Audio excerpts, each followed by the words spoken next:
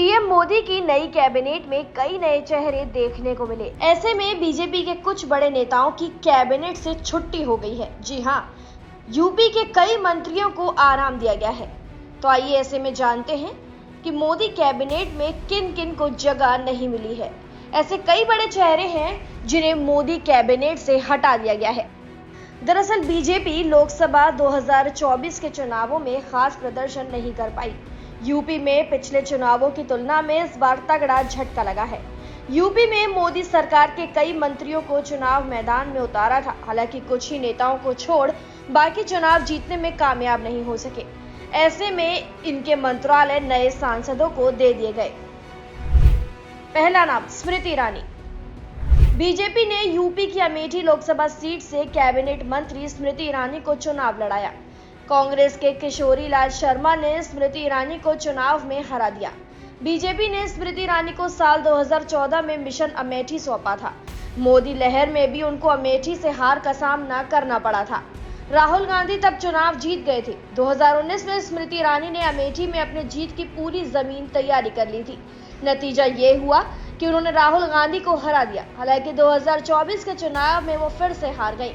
इस बार उन्हें मोदी कैबिनेट में जगह नहीं मिली। अजय मिश्रा टेनी। बीजेपी ने कैबिनेट मंत्री अजय मिश्रा टेनी को लखीमपुर खीरी से चुनाव लड़ाया। सपा प्रत्याशी उत्कर्ष वर्मा ने उन्हें करीब 34,000 मतों से हरा दिया। इससे पहले अजय मिश्रा टेनी 2014 और 2019 का चुनाव जीत चुके हैं। General VK Singh. गाजियाबाद से 2019 में सांसद चुने गए जनरल वीके सिंह को मोदी कैबिनेट में जगह दी गई थी। हालांकि 2024 के लोकसभा चुनावों में जब उनके नामों की चर्चा तेज हुई तो उन्होंने खुद ही चुनाव न लड़ने की इच्छा जाहिर कर दी थी। गाजियाबाद सीट से उनकी जगह पर बीजेपी विधायक अतुल गर्ग को चुनाव लड़ाया गया। अतुल गर्ग ने कांग्रेस प्रत्याशी डॉली शर्मा को हरा दिया। मोदी 3.0 में वीके सिंह को जगह नहीं मिली है।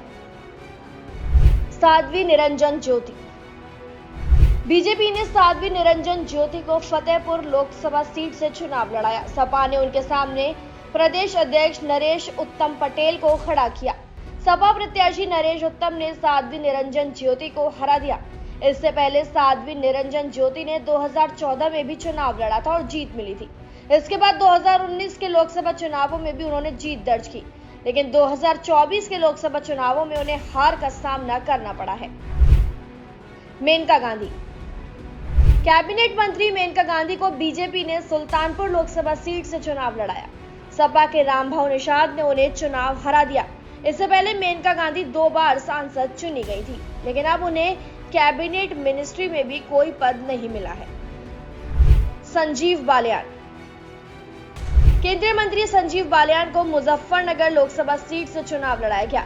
यहां से सपा प्रत्याशी हरेंद्र मलिक ने संजीव बालियान को चुनाव हरा दिया। संजीव बालियान इससे पहले 2 बार सांसद चुने गए थे। 2024 लोकसभा चुनाव में उन्हें हार का सामना करना पड़ा और नतीजा ये रहा कि उनके हाथ से कैबिनेट मिनिस्ट्री का पद भी चला गया। फिलहाल के लिए इस वीडियो में इतना ही। तमाम ऐसी जानकारियों के लिए सब्सक्राइब करें रिपब्लिक भारत का डिजिटल प्लेटफॉर्म।